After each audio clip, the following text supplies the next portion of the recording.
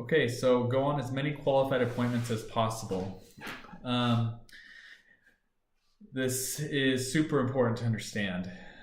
It says acquisition managers are flexible enough to put appointments above all else. So the reason why this part is so important is because you as an acquisition manager are going to have a lot of different types of responsibilities within each one of these responsibilities, of these 9 responsibilities, um, including running comparables for properties, including assigning different tasks for us to run comparables, and including following up with old seller leads that we have within 2 weeks, um, including what else is there? I mean, everything from lunch to just associating with all of us, making sure that we're all doing our stuff, and then also there's also the responsibility of relaying information to the disposition manager. Lots of different things that an acquisition manager is responsible of. However, it's important to understand that when you come across a motivated seller, they meet 2 of those 4 qualifiers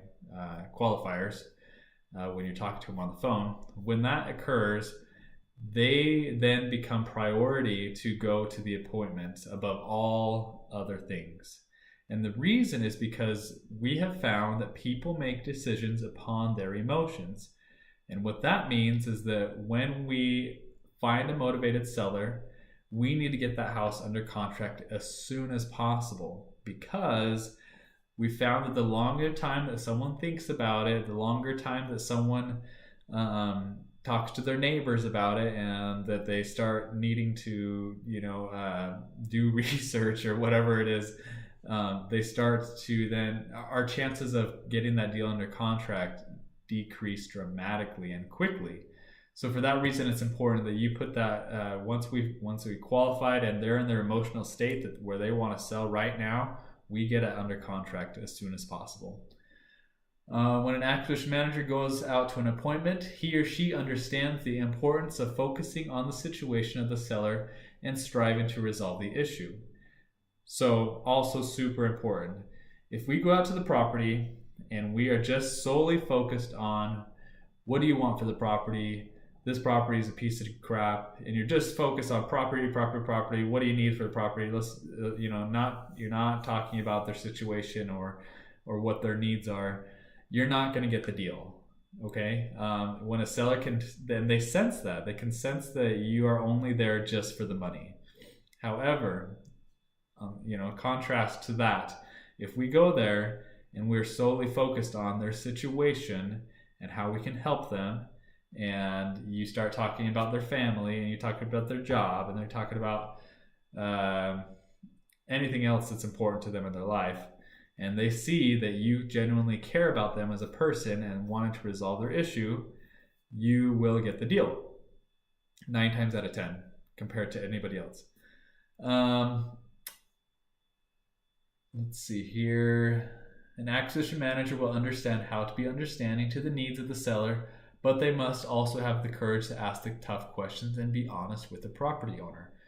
Okay, again, we go back to the being friendly, like super friendly, and hesitant, okay?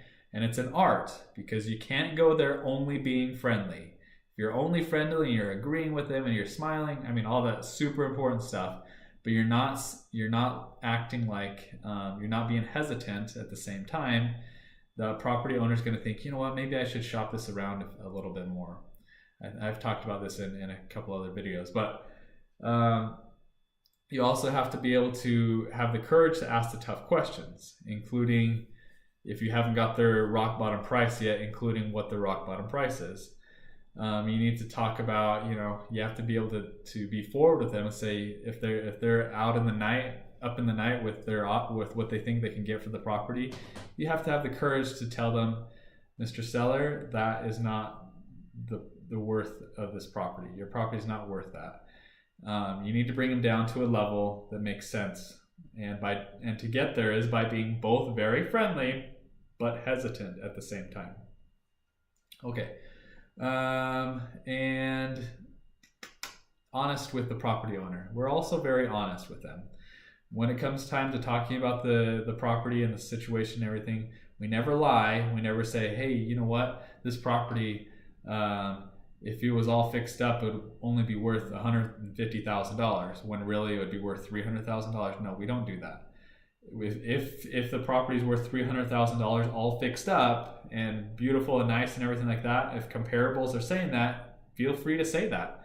Mr. Seller, you know, like you're looking, you want about $300,000 for this property. That's about what retail is right now, and your property needs a lot of work. We're honest with them, right? Or if we say, or let's say, you know, it's worth $300,000, you can approach it by saying, Mr. Seller, I think that, you know, I think you're better off listing this with an agent.